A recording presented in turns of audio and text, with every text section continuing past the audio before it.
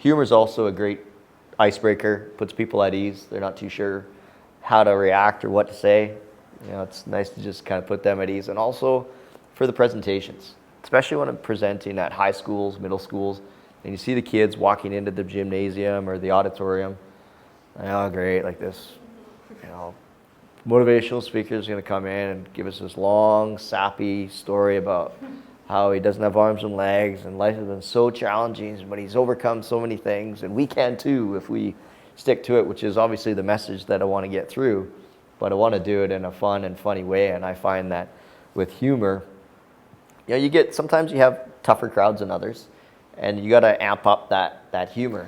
Growing up like this, my parents realized very early on that if they hovered over top of me and made sure everything was nice and easy and made sure everything was done, all that would have taught me is to sit around and be lazy, and if I wait long enough, somebody else will do it.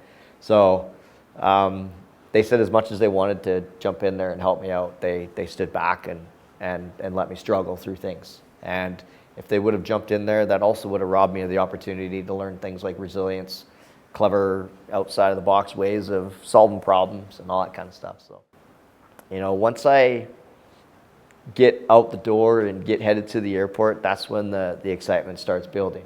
Or even if I have had a horrible sleep or time changes just not working for me and I am dead tired, once I get to wherever I'm speaking, whether it be a conference or a school, you just kind of feel the energy start building, and you feed off the energy, especially if you're speaking to a bunch of kids. They're an absolute blast. But the places that I've been to, I've been shark cage diving in Australia after a conference that I spoke at down in Australia, which was fun.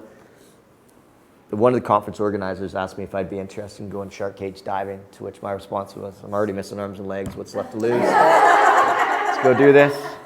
And then on the boat ride out, it's a 2-hour boat ride from Port Lincoln to the Neptune Islands. And on the way out, I was telling all the other tourists on the boat that was actually my second time shark cage diving. First time didn't go so well, so I was there to face my fears. And then the captain, he got in on it too. So he comes to the back of the boat and he's doing the do's and the don'ts. And he's like, all right, you're going to be down in the water. There's going to be great white sharks swimming by like 2-3 meters long. And you're going to have your GoPro camera. And you're going to want to get a really good photo, a really good video of these things. Because whatever you do, don't stick your arm outside the cage. It's a stupid thing to do. Just ask Chris. I like when other people, get to that level of comfortability that they crack the jokes too. But it's just really about keeping things into perspective. And I go as far as to say that I'm probably having more fun and more success without arms and legs than I would have had I been born with them.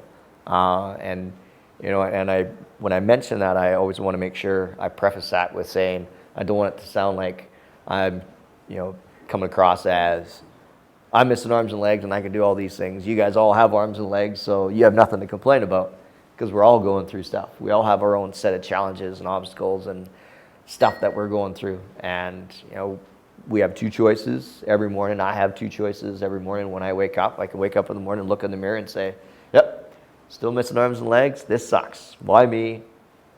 Pity party, crawl back into bed and hope tomorrow's going to be a better day. Or same thing, but realize that, all right, I'm going to make the most with what I have instead of worrying about the things that I don't have.